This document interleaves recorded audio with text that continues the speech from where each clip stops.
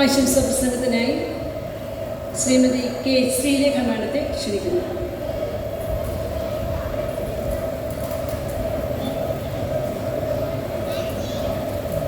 വേദിയിലും സദസ്സിലുമുള്ള എല്ലാവർക്കും എൻ്റെ നമസ്കാരം. 2 മിനിറ്റാണ് എനിക്ക് അനുവദിച്ചിരിക്കുന്നത്.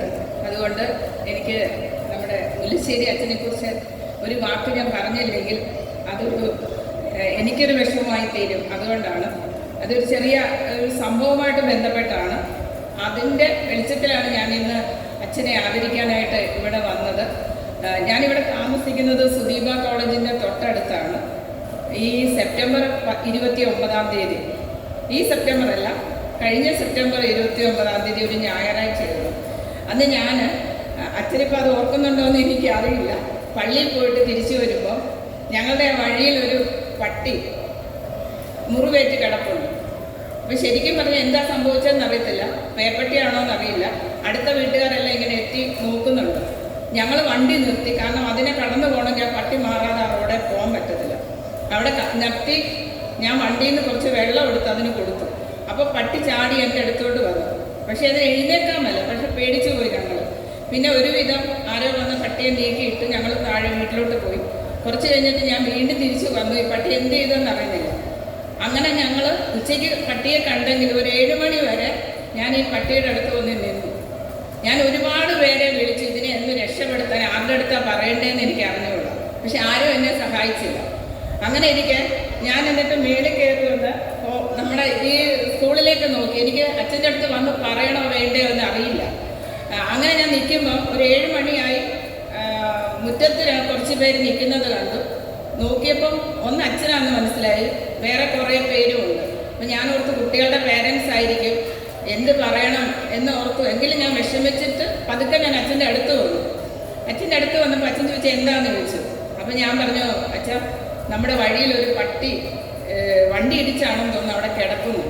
അപ്പോൾ എന്ത് ചെയ്യണമെന്ന് എനിക്ക് അറിയില്ല എന്ന് പറഞ്ഞു. അപ്പോൾ അച്ഛൻ്റെ കൂടെ നിന്നവരെല്ലാം പറഞ്ഞു ഞങ്ങൾ പോവുകയാണ് എന്ന് പറഞ്ഞ് അവർ പോയി. അച്ഛൻ ഉടനെ എൻ്റെ കൂടെ വന്നു. ഞാനൊരിക്കലും അങ്ങനെ പ്രതീക്ഷിച്ചില്ല. കാരണം ഇവിടെ പറഞ്ഞവരെല്ലാവരും തന്നെ മനുഷ്യരെ സഹായിച്ചതും അവർക്ക് ഉപകാരം ചെയ്ത കാര്യങ്ങളാണ് നമ്മളെല്ലാവരും പറഞ്ഞത്. നമ്മളെപ്പോഴും അങ്ങനെ തന്നെയാണ്. പക്ഷേ ഞാൻ ഒരിക്കലും പ്രതീക്ഷിക്കാതെ അച്ഛൻ എൻ്റെ കൂടെ താഴെ ഇറങ്ങി വന്നു. ആ പട്ടിയുടെ അടുത്ത് വന്നു, അതിനെ നോക്കി. അന്നേരം തന്നെ അച്ഛൻ എന്ത് ചെയ്തു, ഫോൺ വിളിച്ചു, ഒരു വെറ്ററിനറി ഡോക്ടറെ വിളിച്ചു. അപ്പോൾ ഡോക്ടർ പറഞ്ഞു ഞാൻ ഇച്ചിരി തിരക്കാണ്, കുറച്ച് കഴിഞ്ഞ് വരാമെന്ന് പറഞ്ഞു. അച്ഛൻ പറഞ്ഞു എന്നോട് പറഞ്ഞു പൊക്കോ, ഞാൻ നോക്കിക്കോളാമെന്ന് പറഞ്ഞു. അപ്പം ഞാൻ പറഞ്ഞു വേണ്ട, ഞാനിവിടെ നിൽക്കാം. എന്നിട്ട് അച്ഛൻ ഇവിടുന്ന് ആൾക്കാരെ വിളിച്ച് സ്കൂളിലെ സെക്യൂരിറ്റി ആയിരിക്കാൻ വിളിച്ച് അവരെയും കൊണ്ട് പട്ടിയായിട്ട് അച്ഛനിങ്ങ് പോകുന്നു. അപ്പം ഞാൻ പറഞ്ഞു അച്ഛാ, ഡോക്ടർ വന്നു കഴിഞ്ഞാൽ എന്നെ ഒന്ന് വിളിച്ച് പറയണേ എന്ന് പറഞ്ഞു. അത് കഴിഞ്ഞ് 12 മണി വരെ ആ ഡോക്ടർ പിന്നെ 12 മണി എന്തോ ആകുമ്പോഴാണ് വരുന്നത്.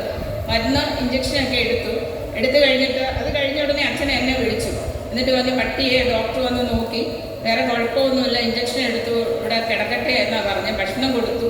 അതിന് രാവിലെ ഞാൻ നോക്കാം, അതിന് ഞാൻ റൂമിലേക്ക് പോവുകയാണെന്ന് പറഞ്ഞു. അപ്പം ഞാൻ ഓർത്തു, നമ്മളെല്ലാവരും സാധാരണ ഒരു മനുഷ്യനൊരു ആക്സിഡൻറ്റ് പറ്റിയാൽ പോലും ഒരു വീഡിയോ എടുത്ത് യൂട്യൂബിലും ഫേസ്ബുക്കിലും ടെലിഗ്രാമിലും കൊടുത്ത് നോക്കുന്ന ആളുകളുടെ ഇടയിൽ അച്ഛൻ അങ്ങനെ ഒരു കാണിച്ച് എനിക്ക് എന്ന് വെച്ചാൽ അച്ഛൻ ഒരു മനുഷ്യസ്നേഹിയാണെന്നറിയാം, മറ്റുള്ളവരെ സഹായിക്കുമെന്നറിയാം. ഞാൻ അന്ന് പകൽക്കാലം മുഴുവൻ വിളിച്ച ആളുകളെ എല്ലാം വിളിച്ചിട്ടു ഒരു മനുഷ്യന് പോലും എന്നെ സഹായിക്കാൻ എൻ്റെ പട്ടിയും എനിക്ക് അറിയുകയില്ല. പക്ഷേ അച്ഛനും അറിയില്ലാത്തൊരു നായ്ക്കുട്ടിയാണ്.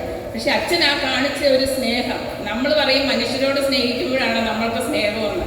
അങ്ങനെയല്ല, നമ്മൾ നമ്മുടെ കൂടെയുള്ളവരെ, അതായത് എന്തായാലും അച്ഛൻ രാത്രി 12 മണി കഴിഞ്ഞ് അച്ഛൻ പോയി. പക്ഷേ രാവിലെ ഞാൻ എണീറ്റപ്പോൾ തൊട്ട് എനിക്കൊരു ടെൻഷൻ, എന്തായി 6 മണി